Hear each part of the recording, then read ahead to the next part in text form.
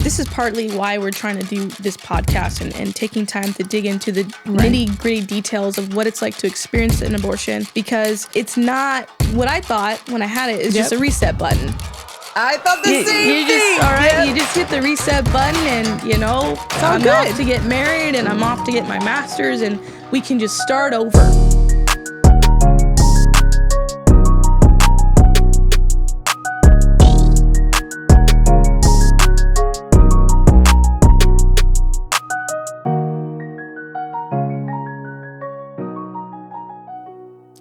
Hi, my name is Becky Morales. I oversee the HOPE program. I'm Brittany Mitchell, and I'm an associate marriage and family therapist practicing here in California.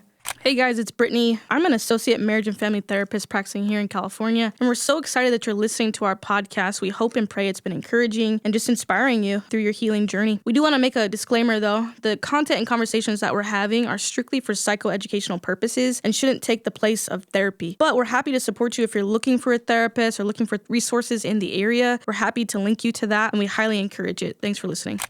And we are here to talk about reproductive loss. Reproductive loss, that includes abortion, miscarriage, infertility, stillbirth, all that entails anything that may direct us directly or indirectly with reproductive loss. We're going to talk a lot about difficult conversations, things that we don't like to talk about. Totally. I will also know we're targeting obviously women, right? But let's not forget that men are also impacted by this and couples in general. And so we're inviting all people to be listening in. Hopefully we can kind of aid you guys in your healing journey as well. Yes. Now, I know me and Brittany both are Christians. So we are going from that lens of our Christian faith. But this is for anyone who is searching. They may be wondering if I maybe struggling with your reproductive loss. This is for anybody, any platform of where you may be at, right? Totally. Yeah, without a doubt. Like Becky said, we're definitely, we have testimonies where we've experienced Jesus healing us through our past pregnancy loss experiences, but definitely want to keep it open. Absolutely. For sure. And Becky and I, we are kind of newer in our friendship, about a year or two. I'm trying to remember. I think about when you came. I remember the moment we talked on the phone. So about a year and a half ago? Just crazy. I think it might be a year and a half ago. I think so. Really? I don't know. It's something around there. At least like maybe 2 years. Maybe. But we became fast friends. Fast friends. Yes. I reached out to Becky in a desperate season of my life. Just looking for someone to help me in my marriage at the time and seeking healing, and you were just listening ears. You were so open and so gracious, and then connected me to some more resources, and now we're here. Yeah. Excited. Yeah, super Very excited. So the topic for today is pretty interesting. So essentially what we want to talk about is this idea of being a Christian, having an abortion, and kind of what happens after that. What now? What now? For a second, let's talk about statistically, people who have abortions in the church versus outside the church are pretty similar, right? Is it like 1 in 3? Well, if we're going to statistics, every church over half of the church has had an abortion. And if we're going into even further, there are more Christian/Catholics having abortions than people who don't identify as a Christian right now at this point. I feel like certain people are going to be wondering about that statistic because it's hard to believe that. It's very so hard to believe that. And then I think, well, obviously the church is doing something wrong if there are more Christians, Catholics having abortions. And we'll get more into that piece in episode 2 for sure. But today we want to kind of sink deeper into what that experience actually is like to follow Jesus, to love God, but then find yourself at that crossroads of contemplating an abortion and moving forward with it, and just how complicated that journey is after the fact. Very complicated. So complex that we do not wish that on anybody making that decision or has made that decision, because me and Brittany understand, have been there. I got the t-shirt. Did you get the t-shirt, Brittany? Yeah. Were you weren't a Christian at the time of your abortion? Know. I was very Christian. Okay. I thought you were kind of. I mean, I wasn't really. I would say I was in a dark place. Sure. Kind of like where you were, but yes. Okay. I knew he sat on the throne. I knew who he was, but I had not only one abortion, I had 2 abortions in my life. Both Christian, Yeah. So. Okay. So let's chat a little bit about that then. I'll kind of share where I was in life at the time of my abortion, and then maybe you can share it too. But, absolutely. So for me, I think I was a junior. Well, when I came to accept the Lord into my life, I was a junior in college. Okay. And so just new Christian, and really on fire for the Lord. I was posting on social media, just public with my faith, right? Good. And also privately, of course. And I had just stepped into a new relationship, which was my first godly relationship. Interesting. Okay, first godly relationship, or at least that's what I thought it was at the time, right? I don't know if I define it as such looking back. However, sexual purity was something I was very, very serious about. Right. Me too. Just really wanting to honor God with my body and in the relationship. And so, I mean, obviously there was challenges with that. Just a lot of compromising situations. And I didn't always feel like I was on the same page with my partner at the time with those boundaries and those, expectations and whatnot. And so that caused some issues. So it led to an unexpected pregnancy. And, looking back, I think about kind of what was my worst nightmare at that time in my life. Unfortunately, I have to admit it was being pregnant. Of course. I was in college. At that time I was in grad school. I had graduated with my bachelor's and into grad school. And it was my worst nightmare. Not only because I was on track with my goals, and I'm a very ambitious, woman and whatnot. So I had all these things I wanted to accomplish. But as a Christian at that time, I was fearful of being a fraud. Yep. And, so when I was pregnant, I got that positive test. Immediately, my first thought is like, what is my church going to think? What am I, how is this going to make sense to those who are watching me? And I'm trying to preach the gospel, right? I just felt like I was living a double life. And I had these secret sins and things like that. I was pursuing help though. I mean, we reached out to the counselor at our church. I mean, I was serious. I was like, we've got to get this in order, right? But we continued to struggle. And so for me, that was the biggest piece. One of the biggest pieces of why I leaned towards, getting the abortion is because of that fear. Also the shame and guilt, right? Which is so common for so many people, Christian or not. But I think for me at that time, because I really did value my faith and my relationship with the Lord, I was struggling with that condemnation and fearful of what the response might be from other people. So, yeah, that was kind of where I was at. I don't know if you can relate to when you kind of were in that position to make that decision, if that made a difference for you. Well, I grew up in a Christian home, but it was very, there was a lot of dysfunction going in and out of my home. But I remember when I was 21, I was in a relationship I shouldn't have been, and I was very much into my sexual purity, was holding on to it. Yeah. And I was put in a position where I couldn't say no. And I guess I was sexually assaulted. And my virginity was taken from me. And when that happened, it was just kind of like, I'm just baggage goods now. Like, what do I have to offer? Man. So that was when, the promiscuity started really just partying after that. But then when I got pregnant for the first time and had my beautiful daughter, I was a single mom. But then I remember when I got pregnant again. And I remember when I got pregnant again, I was going to church, but I thought, I'm on welfare right now. I didn't have a car. Yeah. So when I'm going to tell my church, hey, everybody, I'm pregnant again. I'm already a single mom. The guy's out of the picture. And I thought, I got to have an abortion. It just wasn't, it just had to happen. And then I remember a few years later, same exact thing, was with a random dude. Wasn't even a guy I barely knew. Yeah. And got pregnant again. And I feel this vicious cycle. So, yeah. And then you're like at a place, now what? Now what? I mean, let's kind of talk a little bit about how did that, I don't know. I mean, I was newer in my faith kind of when I had my abortion. So I think theologically kind of understanding, like, just like, honestly, I felt like walking away from the Lord, to be honest with you, during that season of time. I don't know if you can relate to that. Totally. You wanted to kind of be like, you know what, this is too much. I can't live up to this. I didn't. I knew I wasn't living up to it. Yeah. Obviously. Yeah. But I think I was at this place of, well, I know I'm not living for you. Obviously, I'm looking back on my life. I'm a single mom. I have 2 abortions in my life. So I just did my own thing. And I remember always feeling in this judgment, is God going to kill me today? I remember always thinking that. Goodness. God's going to kill me today. Goodness. Yeah, I don't know when he's going to do it.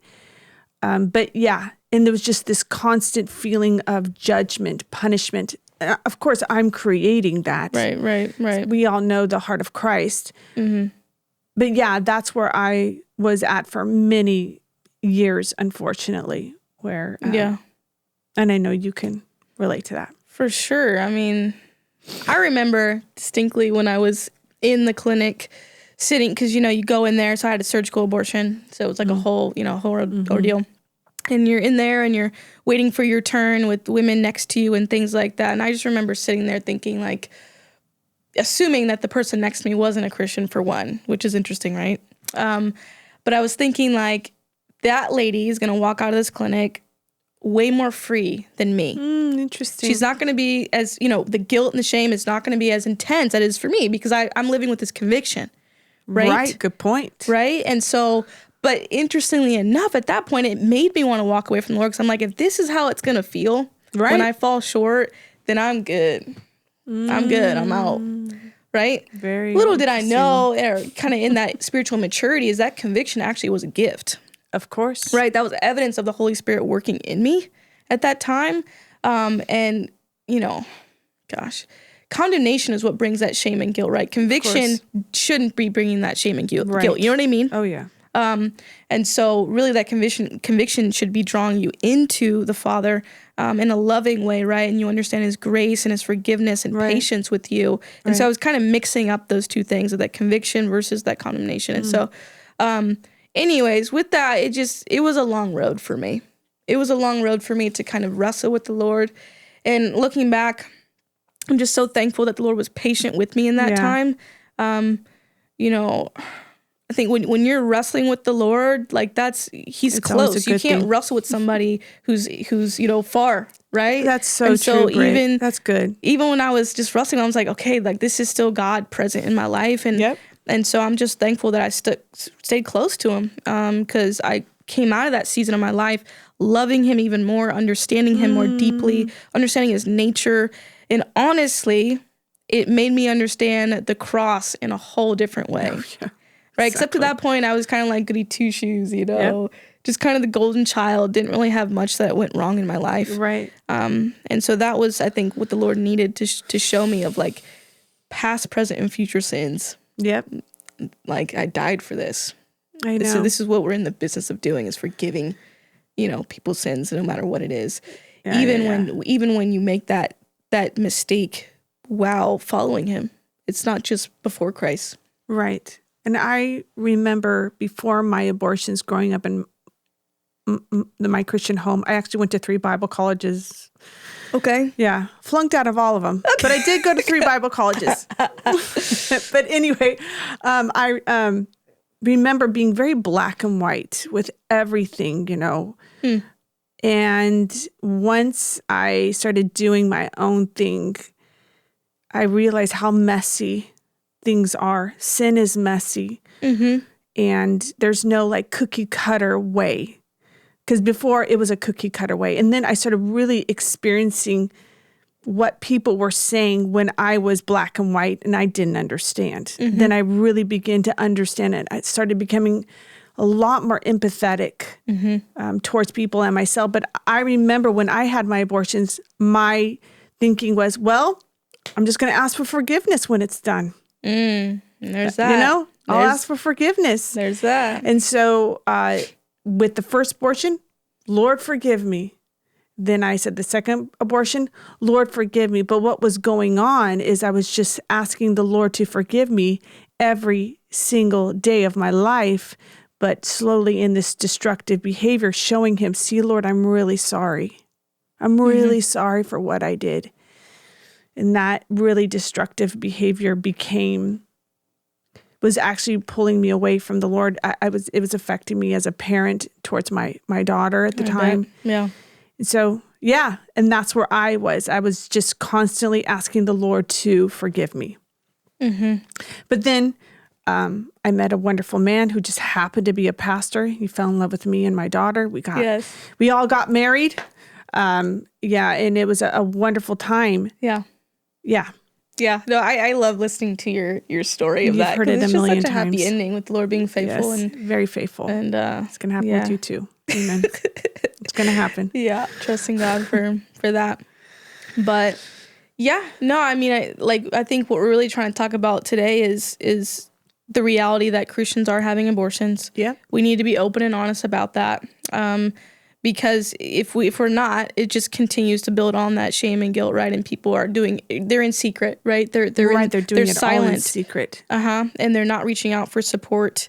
And so, the Lord connected me to, at that time, so the counselor that was trying to help us be pure, right, in our relationship, we came to her after the abortion and said, hey, this is what happened. Shout out to Becky White. Interestingly enough, how funny. She's Becky's. And I'll never forget her. She connected me to a support group at my church at the time. It was a 12-week support group for pregnancy loss. Yeah, for abortion specifically. Really? Yeah, and so that was a 12-week period. The 12-week one. I know exactly. But it was so needed for me at that time. It was something you needed. Okay. Oh, without a doubt. I don't know where I'd be. Honestly, really? No, I don't know where I'd be if that wasn't a resource. So I did that, but I still struggled a lot even after that healing kind of group that I was in. How many people were in that group? It was small. Honestly, it was just like 3 of us. Oh, okay. Then, well, yeah, because just knowing a little bit of your personality, Britt, bless your heart, which is so amazing. The opposite of me, you're an achiever. You can do that 12 weeks even in where you're at. Talking to so many other people, they couldn't commit to 12 weeks. I can barely get people to commit to 1 week. Yeah. So, that's a good point. It was a lot. Yeah. It was a lot. But I'll tell you, I like the pacing of it though, because I needed that 12 weeks to just take my time with the healing. Like we went deeper, you know what I mean? And we did it together. Right. So anyways, I had that opportunity, and then there was like a year or two of a gap of really nothing as far as healing. I was just kind of going, got my master's. Honestly, that same individual proposed to me 9 months later after the abortion. So then got married, so there was issues there, right, with the lack of healing. But yeah, I mean, I think I still, like I was saying earlier, though, still wrestling with the Lord. And really what was starting to pop up for me, though, was just forgiving myself. Yep. For that decision, because I was so angry, because I was living in the aftermath of that decision, right? So, we know that our sins are forgiven, right? Right. Jesus went to the cross to die for our sins, past, present, and future. We trust in him. You know, it's a clean slate, right? We're washed white as snow. But I think what I was wrestling with, like, God, thank you for that forgiveness, but I'm still living in the real, raw aftermath of that decision. So my relationship was all jacked up. Of course. Okay. Oh, that's how it started out, right? Because you started out with pretty much an abortion, and then you guys got married. Yes. So that was pretty much your foundation, right? Yeah. So with Christ and then this abortion, unfortunately. So that was all jacked up. Obviously, to, I think just personally, I don't know, this is probably for another podcast, but just still that the sexual purity piece and just the purity culture in general, I think just had lasting impacts. I think throwing in the abortion just screwed it up even more. So just, I think sexually and all that kind of stuff, kind of healing from that trauma, which I'll call it trauma, was a thing for me. But anyways, it was just a mess. It was a mess. And it took time to walk through it. And again, my point is even as a Christian, right? It's just like, just because we're trusting in Jesus doesn't mean that, it's all just kind of like easy after that. Once you accept his forgiveness, sunshine and roses. You still need to go to therapy. Yeah. You still need to get support, right? Yeah, absolutely. You still need accountability. And so, it was a long road for me. For sure. Yeah, long road. I even remember after I got married, I do this thing where I put on my makeup and then I look in the mirror and see how I look. And I remember one time though, I was in the mirror and I'd been married for a few years and I did something where I said, I hate you. I guess I do that right when I'm done with my makeup. And it was one of those, I've been doing it for years subconsciously. And I didn't even realize it. I was literally going, I hate you in the mirror. And then all of a sudden I go, oh, like I've been doing that for years and I didn't even realize it. Right. That self-hatred was so deeply subconscious. And I remember for me going to a retreat that someone invited me to. I was actually never ashamed about my abortions. I told everyone. I just felt like it's part of my testimony. I'm making my mess into a message. Okay. You know, like I didn't find any shame for me. But I didn't realize once I got to the retreat how much self-hatred and unforgiveness that I'd been carrying for so many years. And going to that retreat was life-changing for me. I had the gift of self-forgiveness. Yeah. Just like how you were saying. Right. So, yeah. Yeah.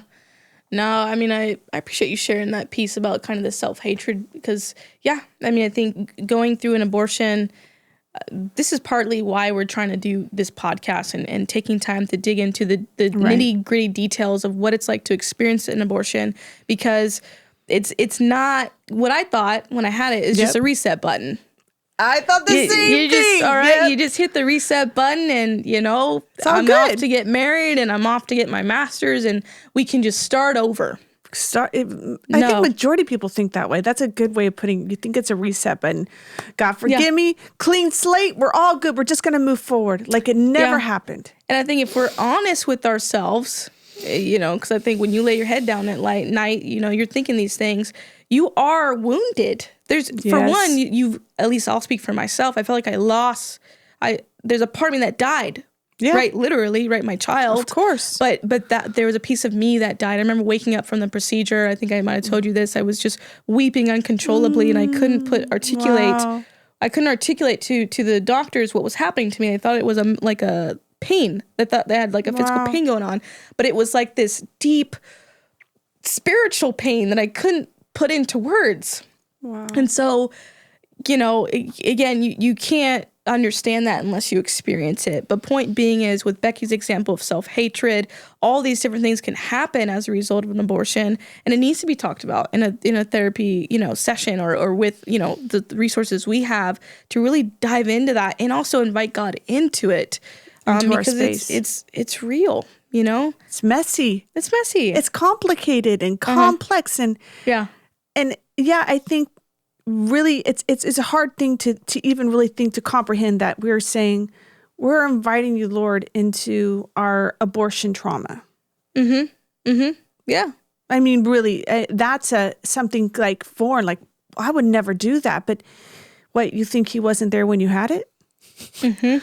He was there through the whole thing, Yes. Yes. And I think coming into that place of he sees us, he knows us, and he forgives us, and then giving us the gift to forgive ourselves.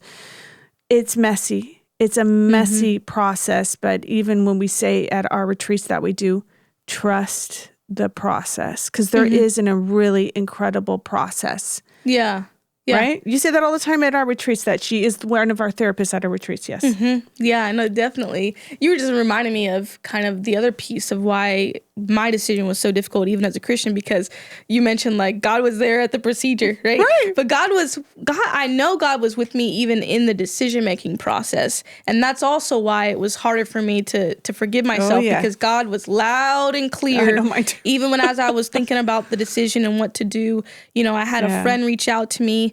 I've never gotten to speak to her about this, but she's always a part of this testimony. She had texted me. I'd come out of the clinic because I got a positive test at Planned Parenthood, and so I was in the car or whatever and just crying so much with my partner. And her text came through, and she was asking me about some graduate for a graduate program. She was asking about a question about something needed for the application. But the thing is, I knew it was so timely that she texted me right at that moment, because she had gotten pregnant pretty early on in her life. I think she was about 18 or 19, something like that. And she had invited me out to IHOP one day to share the news with me. And, you know, she moved forward with that pregnancy. And I thought it was so courageous of her. Oh, yeah. And that she wouldn't just, I mean, we've been sisters all our life. I mean, I've known her since elementary school. So, you know, anyways, you know what I mean? Like, that's all God. That her text would come through at that time. And, you know, I don't know if she's going to be watching this, but she doesn't know that she was there for me even without realizing it. And I knew the Lord was trying to tell me, like, if I can do it for her, I can do it for you. And, you know, I regret the fact that I didn't take that opportunity to tell her, to reach out to her, you know what I mean? And just kind of just have that conversation with her and maybe be encouraged by her story. And then also too, I was sent back. So I went into the clinic one day, and they weren't able to complete the procedure that day. And so I had to come back for another time. That was God giving me another opportunity. So it was really hard for me, because I'm just like, dang, I was like, God, I know you're giving me an opportunity to turn to you and to trust you with this, even though it feels impossible. And it probably would have been incredibly hard, right? My boyfriend at the time, I mean, I was thinking about breaking up with him at the time, to be honest with you. You know, I don't even know where he was at job-wise or school-wise. It was a mess. Right. But that doesn't mean that God can't provide. You know, I remember, it's funny that you said that, because I remember with my first abortion, I went back 3 different times because it was too early. Gosh. I had a chance every time. And I knew that was the Lord. Don't do it, Becky. Don't do it, Becky. And I remember on my second abortion, I remember the day of the abortion, I remember going outside, and I look out in the sky and I see this humongous rainbow, and it's so beautiful. Wow. And I knew it was the Lord, and I knew he was saying, all my promises are yes and amen. Keep this baby. I'm going to be faithful to you. And I literally said out loud, I saw the rainbow, and I said, Lord, I see you. I know what you're doing, and I'm going to have this abortion anyway. And so then, you know, it was like that reset button. I know the plan is, when I have the abortion, I'm just going to ask for forgiveness. We're going to be okay. But it's just because just like you had all these chances. Yeah. We had all these opportunities to stop it, and we did it anyway. Yeah. We knew what we were doing. And I know there's so many Christians out there. They know what they're doing. They do it anyway. But it's the fear, Becky. The fear. It's the fear, right? Because I trusted God, but I didn't trust him enough, right? As a Christian, of course. I'm following Jesus. I know who he is, but at that time, I didn't trust him enough with what felt impossible. And I think the fear, really the enemy uses the fear to overwhelm people in that situation. And so, you know, if anything, we just want our audience to hear that if this is you, right? If you've gone down this road, or hey, maybe you're listening to this and you're contemplating, because we come into contact with a lot of women who are contemplating when they find our content. Gosh, man, we understand the level of fear. We understand that we've been there. And we get it. And I was thinking also, I want people to understand, me and Brittany are coming from a platform. We've found lots of healing. Oh, yeah. So we can kind of laugh, like not making it, you know, lighthearted, but we're coming from a different space of lots of healing. So I know there's a lot of people out there that may be crying as they're listening to this, or relate as they're hearing this. Right. But know that we're not making this lighthearted. It's just that we're coming from a different space. Or you can even say that maybe a little bit better than I can. Do you understand? I totally understand what you're saying. Yeah, I mean, we want to hold space for the weight of this. Like, this is... I mean, we still cry. I mean, I don't know about you. I still cry thinking about my past and my testimony and kind of where God has taken me. When I think for a second where I was, it's incredibly heavy. And so we want to make sure that we're validating that. Yep. But like Becky's saying, we're on the other side of it. We're on the other side of that healing, and we're still sensitive to it, but we have so much hope and, been Lots redeemed and healed, and we have a different perspective. And we've done tons of work, years of work. Hard work. It's messy, and it's wonderful, and it's worth it. So worth it. Yeah. And I think there's there might also be some fear on stepping into that healing journey for some of you guys because you're afraid of what that might look like. Right. Because really what I had to learn, oh man, this was super hard for me. Healing hurts. And I like to, as a therapist and even in my personal experience, I like to kind of use this kind of picture of like, it's like stepping into a fire voluntarily, right? So the Lord can purify you and kind of, do his work, but it's painful. And I remember always when I'd be just praying to the Lord, just in my bedroom alone, just tears, just weeping as I'm going through my healing journey, whatever it was. I was like, God, I'm stepping into the fire. Like, but this hurts. Like, I need you to be with me in this. But there's obedience that's needed for that. There's trust. You need community. You need people who know. Can't do it alone. To kind of keep you accountable and to hold your hand through it. But we just want to validate the fact that the healing part of it does hurt because you got to pull back the layers. Yep. And it usually is years of trauma too. And I've heard so many people like say, well, if I face this trauma of abortion, I'm just going to never stop crying. I'll just always cry forever. And it's weird because the opposite happens. Isn't that funny? It is interesting, but it's so understandable why someone might feel that way because it's overwhelming. It's very overwhelming. And you do cry. Well, I'm not the hugest crier for some of the Lord's not. I don't know why. Okay. I don't know why. I'm just not a big crier. I'm the opposite. But I'll cry over the stupidest things sometimes. I don't know why. But anyway. Yeah. No, I think you're totally right. I think there is a fear. And that was, for me, it felt so overwhelming. It was just like, okay, if I truly open up this door to heal, what does that even mean? Like, I feel like the pain of that is going to overwhelm me and it's just going to take me out. That's like, it's literally just going to kill me. Majority of women feel and for like. some people, it literally is like suicidal thoughts, you know, things like that, where it's so overbearing. And that's why we really want to make it clear that we have the resources to, like, you don't do it alone. No. Don't do it alone. As a therapist, I'm always going to, promote actually sitting down with a therapist. Some actually have, experience walking people through this type of healing. So in some ways specialize in that. So yeah, don't do it alone. Don't do it alone. For sure. And that's one thing we always want to encourage them. I do support groups weekly online. And it's a great place, a first place if you're like, you know what, I want to start healing. I don't know where to start. Yeah, totally. Support groups. And I was also thinking, the number, just 1 minute on numbers. Okay. I think for a lot of women, they think, okay, I can admit to one, but if I admit to more, what are people going to think of me? Yep. I mean, talk about it. We've helped people walk through double digits. Oh, yeah. Okay. And so we want to validate those women out there who are scared of, if anyone found out, not only if I had just one, I've had multiple. We want to let you guys, we see you. We just want to let you know that please find support. Yes. And you can't out-sin the cross, right? Nope, you cannot. You can't out-sin it. Nope, it don't matter what that number is. The blood still works. And also, too, I want to speak to age because, I was 21 years old, but obviously I've worked with people and know of people who, had it later in life or they had it when they were 21, but they're not coming out with sharing it until they're 50 or 60 years old. All the time. Holding this in for 40 years or whatever it may be. All the time. I'm telling you, I don't care how long it's been. Getting it out and sharing it, there's gonna be a level of healing that the Lord has for you. Yep. So don't be ashamed if that's you. If you're watching this, you're just like, Brittany, it's been 30 years, or it's been 10 years, or 40 years. We're still here. Yeah, your voice still matters, and your pain is still valid, and the Lord can still do good work with that. Amen. Yeah.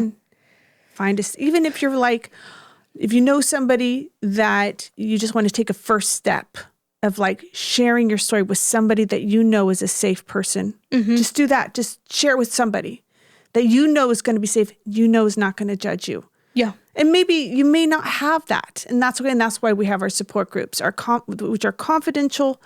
And there is anonymity if you want it.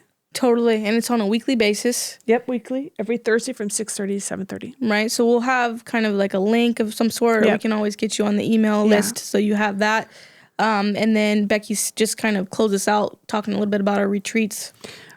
We have retreats 4 times a year in the Cupertino Hills. They are life-changing. California, that's right. But they are life-changing. That's how I got into this. Actually, I went to a retreat, which I thought was really stupid when somebody said, I want to go to a retreat to deal with your abortions. I started laughing. I said, no, that's dumb. Why would I ever want to do that? It is kind of weird. It is. And here I am. Here we are. Here I am. So, so we do these 4 times a year. They are sponsored by Real Options. And we can also give you a link about the incredible things that Real Options does. And all our retreats are sponsored by Real Options. And I work for Real Options. So they are 4 times a year. Our next retreat is February 9th to 11th. If you'd like more information, I'd love to talk to you more about it. Yep. And I will, Lord willing, be there. Is a therapist, so we will both be at the next retreat. Yeah. But we want more. These fill up really, really fast. Yeah, which is also incredible. Yes. I think it's incredible every time it happens. Real Options Open Medical Clinics is a proud sponsor of Permission to Grieve. They provide caring, compassionate, high-quality, holistic healthcare with or without insurance, support services, optimal health education, and reproductive loss healing to women, men, students, and families, positively impacting thousands each year in the Bay Area and beyond. Go to friendsofrealoptions.net to learn more.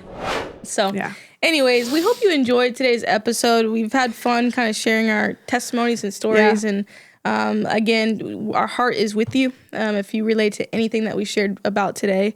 And we want to help you in any way that we can. But we look forward to seeing you guys in the next episode. Yeah. Super excited to see what God has in store with this. Definitely. Yeah. Thank you. Thank you. Hey guys, thanks for watching. We hope that you would like, comment, and subscribe to our page. We really want to continue to connect with you guys, and we have more content coming. So thanks for watching.